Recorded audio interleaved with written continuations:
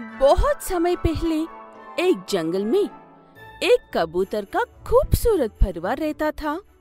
लेकिन अचानक से कबूतर पिता की मौत होने की वजह से माँ कबूतर राशि और बेटा कबूतर पिंटू मिलकर रहते थे। पिता ना होने की वजह से राशि बहुत मेहनत करके गुब्बारे बेचती थी। पिंटू को किसी चीज की कोई कमी नहीं होने देती है। ऐसे कुछ समय बाद पिंटू बड़ा होता है। माँ, आप मेरे लिए बहुत मेहनत कर रही हो। अब से मैं भी आपकी मदद करूँगा। अब आप जाकर थोड़ा आराम कर लो। वो बातें सुनकर बहुत खुश होती है राशि कबूतर। मेरा प्यारा बेटा अब मेरी मदद करने लायक जितना बड़ा हो गया है, लेकिन मुझे तुम्हारी मदद लेने में थोड़ा समय लगेगा। तुम अभी के लिए घर में रहो। ये कहते हुए अपना व्यापार करने के लिए बाहर जाती है राशि कबूतर। लेकिन घर पहुंचने तक उसकी तबीयत खराब हो जाती है।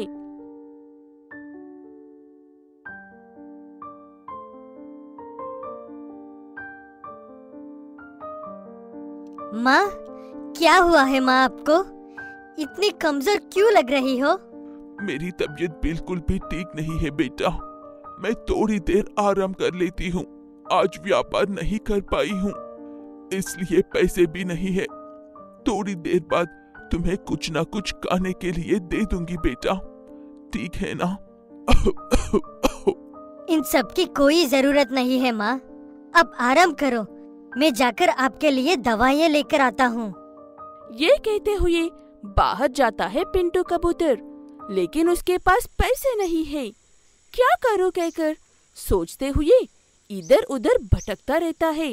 इतने में एक चिड़िया अपनी भारी सामान को उठने की नाकाम कोशिश करते हुए नजर आती है। अरे रे रे, वो चिड़िया कितनी मेहनत कर रही है। मैं जाकर उसकी मदद करता हूँ।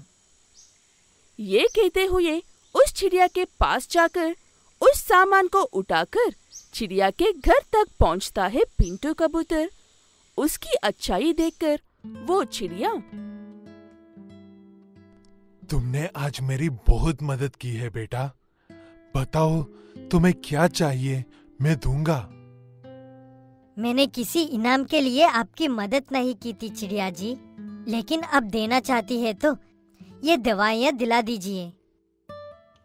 ये कहते हुए एक पर्ची दिखाती है पिंटू। ठीक है कहकर वो चिड़िया सारी दवाइयाँ देता है। वो लेकर घर की तरफ भागता है पिंटू। दवाइयाँ लेकर आने के लिए तुम्हारे पास इतने पैसे कहाँ से आए बेटा? तब जो कुछ भी हुआ वो सारी बात बताता है पिंटू। बेटे ने किसी की मदद की थी।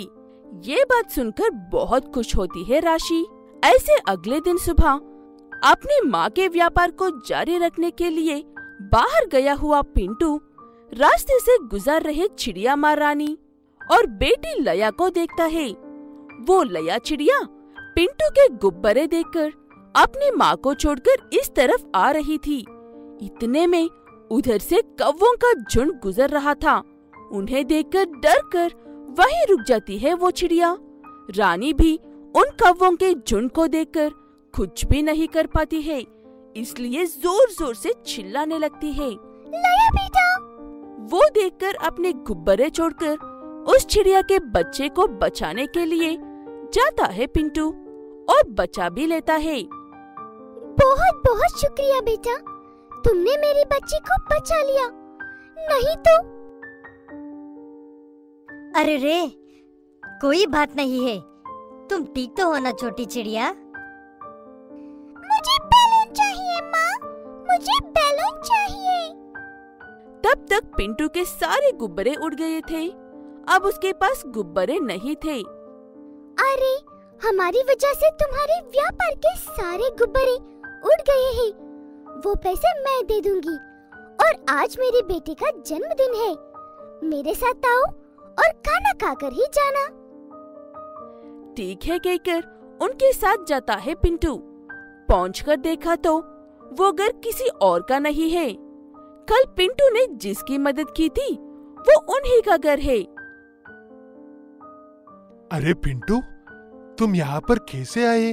मैंने जो दवाइयाँ दी थी वो काम नहीं कर रही है क्या?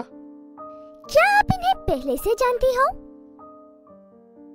तब कल रात को उनकी मदद जिसने की थी वो यही है कहता है वो चिड़िया। वैसे ही उनकी बेटी की जान बचाने वाला यही है कहती है रानी भी। ऐसे पिंटू को भोजन करने के लिए कहती है रानी, लेकिन पिंटू समय देखकर उस भोजन को चुरा कर वहाँ से भाग जाता है। तब चिड़िया, मुझे लगा अच्छा बच्चा है, लेकिन चोर है। चिची चिची। गलत मत समझना, उसने अपनी बेटी के लिए खुद के व्यापार के सारे गुब्बारे खो दिए थे। वो चोर बिल्कुल भी नहीं हो सकता है। चलो उसका पीछा करके देखते हैं। ये कहते हुए उसका पीछा करके जाते हैं। पिंटू उस भोजन को अपनी माँ के लिए लेकर जाता है और उन्हें खिलाता रहता है। वो देखकर, उनके घर के हालत देखकर पिंटू को गलत समझने के लिए दुखी होता है चिड़िया। उसके बाद उनके पास जाकर,